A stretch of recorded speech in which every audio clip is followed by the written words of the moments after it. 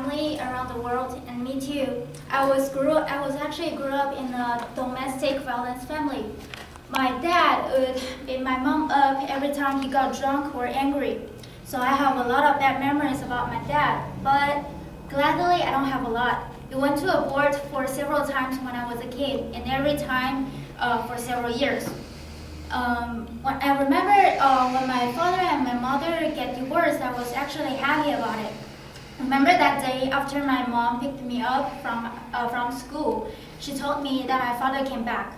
So as soon as I got home, I saw my father standing at the living room, and he was smiling at me, very sweet smile. He was very happy and excited about seeing me. He showed me all the fancy toys that he had brought to me, and I was really flattered and happy. After a while, they sent me into my room, and I heard all the arguments going on. Without knowing what's happened, my mom came into my room and hugged me and said that she will come back for me. After that day, I didn't see her for several days again. But I wasn't really sad because all the distraction of the fancy toys and my dad and my father's change. Until this one day, my father came to me and said that Leanne, me and your mom is getting divorced. And I'm like, what's a divorce? And then he answered me, divorce is when me and your mother getting separated. And as soon as I heard the word separated, I was all happy. I was excited. Because that means my mom would never get hurt from my dad anymore. But then he said, I want you to choose that who do you want to live with, me or your mom?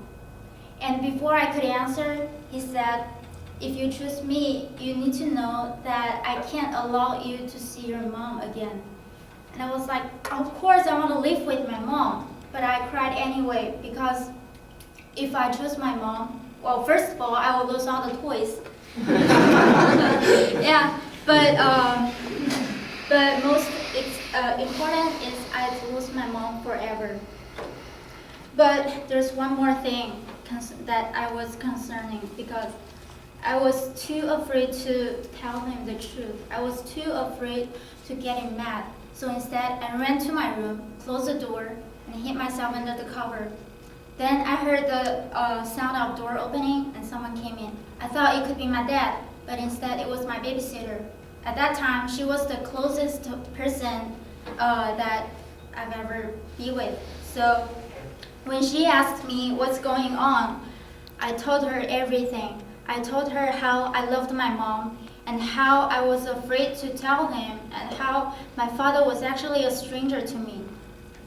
Then, after I told her all, I was so relieved and tired that I just fell asleep without knowing. The next day at the school, I was all thinking like, how should I tell my father? Then, so as soon as the school finished, I was starting to looking for my father to pick me up, but instead, my eyes gazed on this person.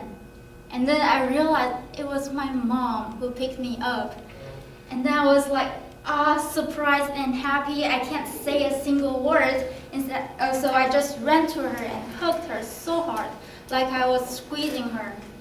And then I asked her so many questions, until I asked her, why is she here? Why isn't my dad here? Where's my dad? And then she told me that my dad gave up my custody. And then I remember that day in the morning, my father was actually looking at me, and I saw something else in his face, in his eyes, and I think it's sadness. And I realized that my father gave up the custody for my own good. I realized that he was actually changing for me. He was actually changing to a better father to me. He actually loved me. And I was like, oh my God, I didn't know. And then probably he heard me from the backup door, or the babysitter told him somehow. But I feel like I hurt him. But that was my best day ever.